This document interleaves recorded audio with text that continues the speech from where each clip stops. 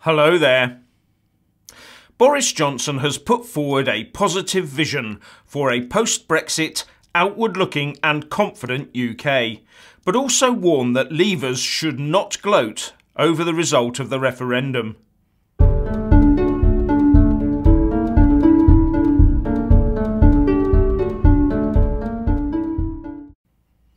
The Foreign Secretary Boris Johnson reached out to Remainers in a major speech today and asked them to help make Brexit work for the UK. It is not good enough to say to Remainers, "You lost, get over it," because we must accept that the vast majority are actuated by entirely noble sentiments, a real sense of solidarity with our European neighbours and a desire for the UK to succeed. All I am saying is that by going for Brexit we can gratify those sentiments, and more, he said. The speech put across the real positive aspects of Brexit and the concept of a new international UK operating fully on a global scale in its own right. It is a striking fact that our exports to the EU have grown by only 10% since 2010, while our sales to the US are up 41%, to China 60%, to Saudi Arabia 41%, New Zealand 40%, Japan 60%, South Korea 100%. Those figures reflect the broader story that the lion's share of the growth is taking place outside the EU, and especially in the Asia-Pacific region. The message to those who would still try and wreck our exit from the EU was that they too could be a part of our future success. And he finished with the words, "Brexit is not just the great liberal project of the age, but a project that over time can unite this country. So let's do it with confidence." But I fear from my dealings with hardened Remainers that some of them will not be for turning, however successful the UK becomes. And on cue, the Virgin boss Richard Branson has called on our MPs to vote down the withdrawal bill and reverse Brexit. Speaking to Bloomberg, he said that he hoped we'd do what Ireland did and change our mind at the last minute. But here's a little snippet for you. Back in 2016, Richard Branson called for the voting age to be lowered to 16 in the wake of the Brexit result.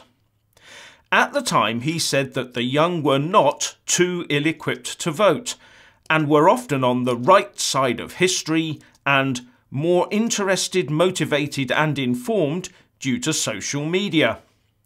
But when talking to Bloomberg today, he said, "If there's a change of government in Britain, they are talking about renationalising a lot of industries again, and one of the sad things is a lot of young people can't remember how awful it was when government ran businesses.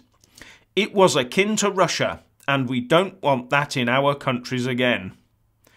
This is interesting on so many levels, from voting to business to the NHS. I'll let you ponder on them.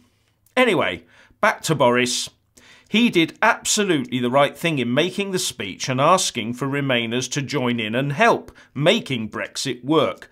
Otherwise, as he said, he would have been accused of not listening. In his speech, Boris Johnson also said that the EU chiefs want to turn the bloc into a big superstate.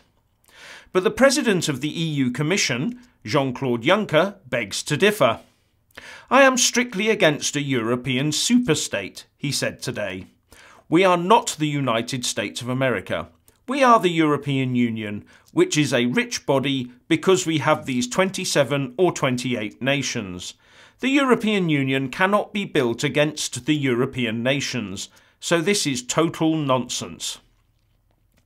But how on earth can he square that with the State of the Union address he made last September, where he laid out grand plans for the expansion of the euro and Schengen zones, as well as a more powerful presidency, and said, "Europe would be easier to understand if there was one captain steering the ship."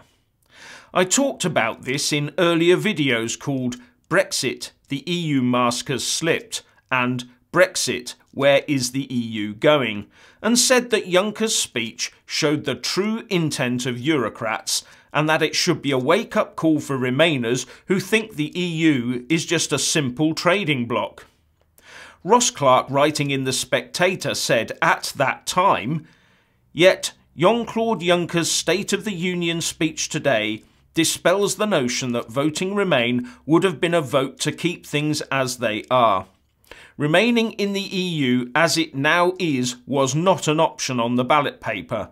Voting Remain would have meant being a member of an institution whose leaders are determined to drive it ever further towards a pseudo-nation."